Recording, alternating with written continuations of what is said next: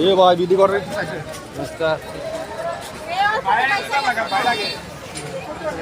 অল্পতে পাইছে গেছে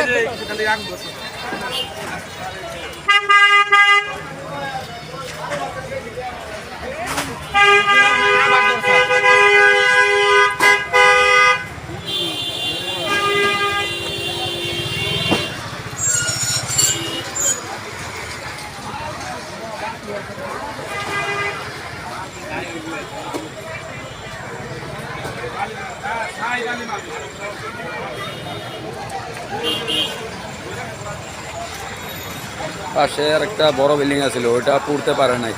ওইটা পুড়লে কোটি কোটি টাকা লস হয়ে যেত তো